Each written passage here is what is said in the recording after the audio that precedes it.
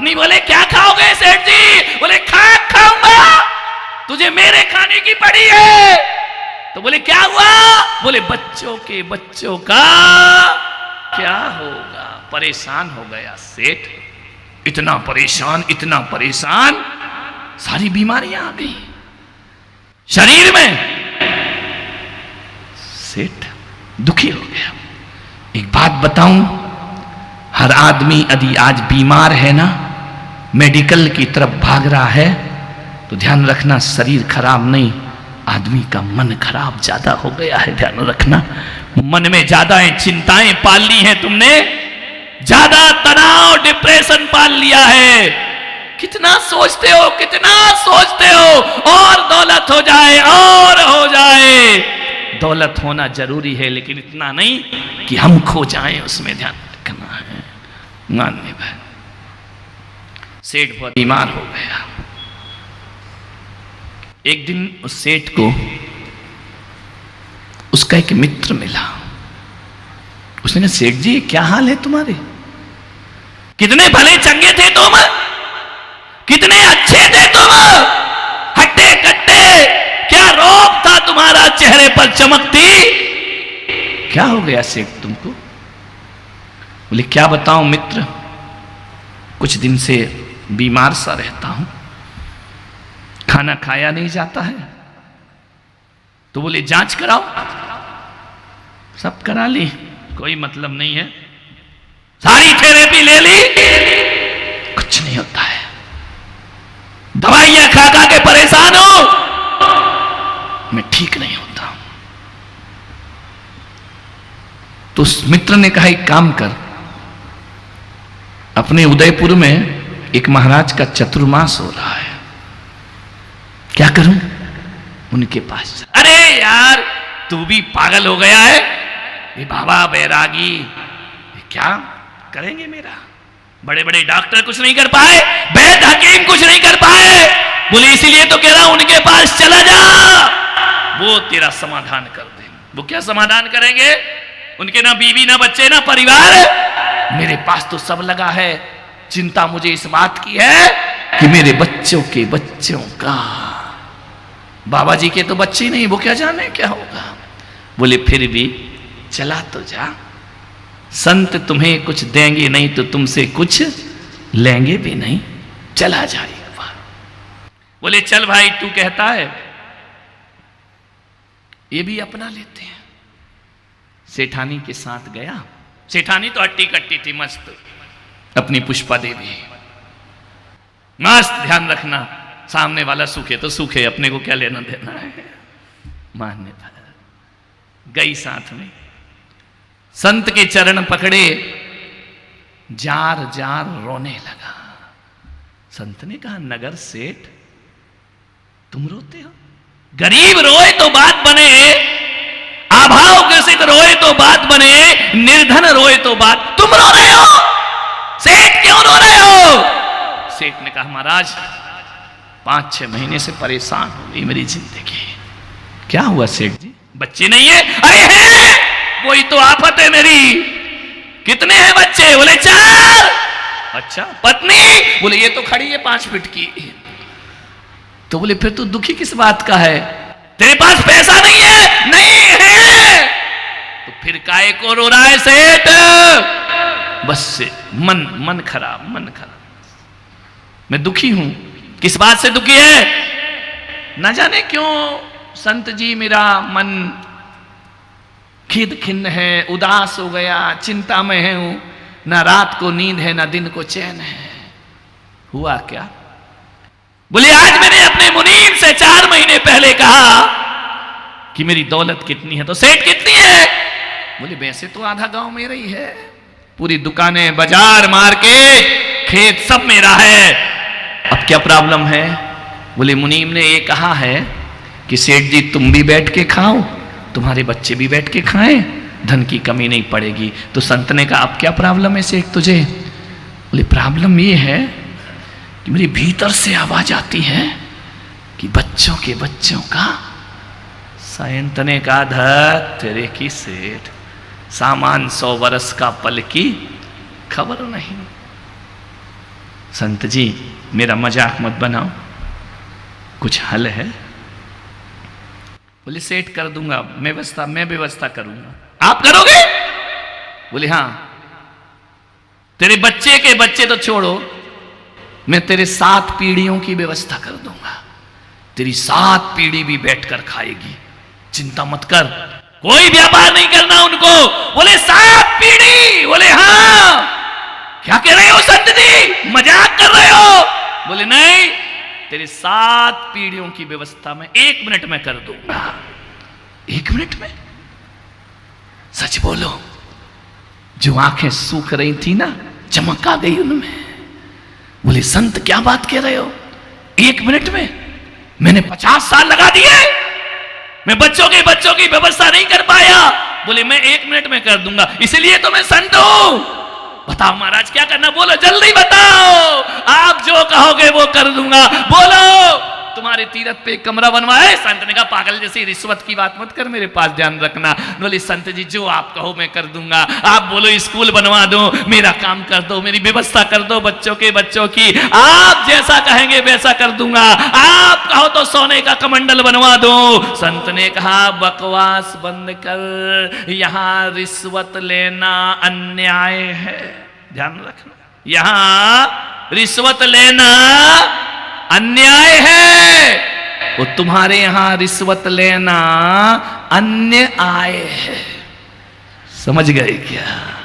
कुछ लोगों को घर में जाके समझ में आएगा। यहां रिश्वत लेना अन्याय है, और तुमको रिश्वत लेना अन्य आय है। पागल है क्या? क्या कमंडल मंडल दिखा रहा है? बोले आपकी कुटी बहुत सुंदर बना दूंगा। अरे बोले छोड़, अपनी जिंदगी सुंदर बना, मेरी चिंता मत कर। सेठ ने कहा तो फिर क्या करना पड़ेगा मुझे? बोले कुछ नहीं करना, तेरे गांव के बाहर दूर एक झोपड़ी है, वहां एक बूढ़ी अम्मा रहती हैं। एक काम करना, कल सुबह अच्छा मुहूर्त है, 1 थाली भोजन उस बुढ़िया को दे देना। 1 थाली भोजन, और कुछ देना हो तो बताओ। बोले नहीं। बोले संत जी आप जो कहोगे मैं दे दूंगा। बोले नहीं, बस 1 थाली भोजन बुढ़िया की झोपड़ी में देकर आ, तेरी 7 पीढ़ी की व्यवस्था हो जाएगी। दान करेगा, लौट कर वापस आएगा। संत जी सच्ची बोलो, 1 थाली में 7 पीढ़ी, इतना सरल फार्मूला? सोने की थाली में दे आऊं? हाँ दे दे, सोने की थाली में जा। यदि मेरी 7 पीढ़ी की व्यवस्था हो गई ना संत जी, तो मैं थाली भी वापस नहीं लाऊंगा। बोले हाँ बुढ़िया को ही दे देना। सुबह उठा, नहाया धोया, पत्नी ने कि क्या बात है, आज बड़ी ताकत आ रही है बुढ़ापे में। बोले नहीं, अब मेरी टेंशन थोड़ी खत्म हुई है, बहुत दिनों बाद आज चैन से सोया हूं। क्या करना, 1 थाली तो देना है, अपना क्या बिगड़ जाएगा? बोले पागल हो गया, सोना 1 लाख से ऊपर जा रहा है, थाली दे के आएगा पागल? अरे बोले जाने देना, 7 पीढ़ी की व्यवस्था हो रही। गया, जैसे ही समय हो गया आपका, जैसे ही झोपड़ी में पहुंचा, 5 साल की बच्ची झाड़ू लगा रही थी। सेठ ने कहा बेटा तेरी अम्मा को बुला, कहना नगर सेठ आए हैं। 5 साल की बच्ची ने देखा, कौन है आप? मुझे नहीं जानती? नगर सेठ, दुनिया का सबसे बड़ा धनपति तेरे दरवाजे पे खड़ा है। क्या बात है सेठ जी? तेरी अम्मा को बुला। बैठो सेठ जी, यहीं बैठो बाहर। गरीब की झोपड़ी, वहां सोफा सेट तो मिलेगा नहीं, एक मिट्टी का बैठने का बना था। सेठ को कहा बैठो। अरे बुला ना बेटा। बोले सेठ जी मेरी अम्मा इस समय भगवान का भजन कर रही है। जा बोल नगर सेठ आए हैं। मेरी अम्मा ने कहा है कि जब मैं भगवान का भजन करती हूं ना, तो नगर सेठ तो छोड़ो, द्रौपदी मुर्मू भी आ जाए तो मुझे भजन में से उठाना नहीं, मैं परमात्मा का ध्यान कर रही हूं।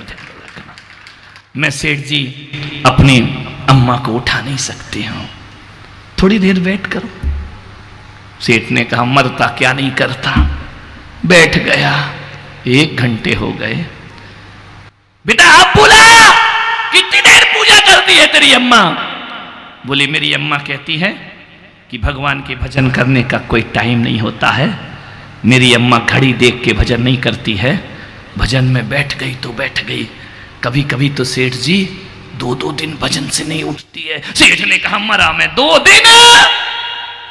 बोले उसकी मर्जी है। बोले बेटा कुछ तो कर उपाय। बोले सेठ जी मैं नहीं कर सकती हूं, मेरी अम्मा का टाइम से वो घड़ी देख के भगवान का भजन नहीं करती है, वह तो भक्ति में बैठी है, लीन है, जब उठेगी तब। सेठ ने कहा बेटा मुझे दुकान जाना है। बोले 80 साल में भी दुकान जाते हो? अरे तू पागल है क्या, ज्ञान बांट रही है बड़ा। 80 साल में मेरा बच्चों के बच्चों का क्या होगा, नहीं जाऊंगा तो। एक काम कर बेटा, 2 घंटे हो गए, 10:08 हो गए, अब पकड़ा और हम जाएं, ध्यान रखिए। बोले एक काम कर बेटा, मैं 1 थाली भोजन लाया हूं, ये तेरी अम्मा को दे देना, अब मैं जाता हूं, मेरे पास टाइम। बच्ची ने कहा कि सेठ जी ये क्या है? बोले सोने की थाली है, 56 भोग है इसमें, ये कटोरियां सोने की, ये चम्मच सोने की, ये थाली सोने की। तो क्या करूं सेठ जी? इसे रख लो, थाली भी रख लेना, अम्मा को दे देना, मेरे बच्चों की व्यवस्था हो जाएगी। बालिका ने देखा, कहा सेठ जी ये भोजन वापस ले जाओ। पागल है क्या, दिमाग खराब तेरा? बोले हमको भोजन नहीं चाहिए। बोले सोने की थाली? बोले नहीं चाहिए। ध्यान रखना, देने वाला बड़ा नहीं होता, लेने वाला दुनिया में सबसे बड़ा हुआ करता है, ध्यान रखना। तुम कितना भी दो, हम कह रहे नहीं चाहिए तो कर क्या लोगे? मुंह लटका के जाओगे हारे हुए जुआरी की तरह, ध्यान रखना है। उसने कहा नहीं चाहिए सेठ जी, वापिस ले जाओ। अरे बोले तुम लोग खाना नहीं खाते क्या? बोले आज हमारे यहां एक ब्राह्मण देवता भोजन दे गया है। क्या दे गया?